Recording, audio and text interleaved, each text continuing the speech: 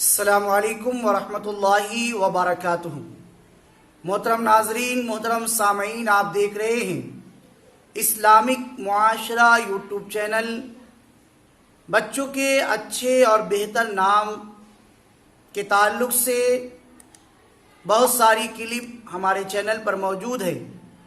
اسی کو دیکھ کر بہت سارے لوگوں نے یہ سوال کیا کہ فرشتوں کے نام پر بچوں کے نام رکھنا کیسا، جیسے کہ جبرائیل، میکائیل، عزرائیل نام رکھنا صحیح ہے یا نہیں؟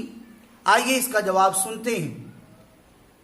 امام بخاری رحمۃ اللہ تعالی علیہ نے اپنی کتاب تاریخ کبیر میں، اور ملا علی قاری نے اسی کے حوالے سے، امام مالک رحمۃ اللہ تعالی علیہ نے بھی، اور مفتی احمد یار خان نعیمی نے بھی، ان تمام فقہائے کرام اور ائمہ نے اس بات کو تحریر کیا ہے کہ بچوں کے نام فرشتوں کے نام پر رکھنا منع ہے۔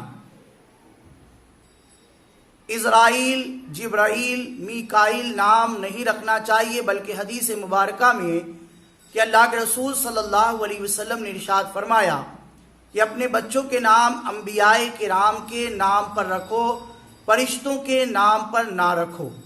اسی حدیث کو لے کر امام بخاری نے، امام مالک نے، ملا علی قاری نے اور مفتی احمد یار خان نعیمی نے یہ حکم نافذ کیا ہے کہ فرشتوں کے نام پر بچوں کے نام نہ رکھا جائے، لہٰذا جب بھی نام رکھا جائے تو انبیاء کرام ہی کے نام پر نام رکھا جائے۔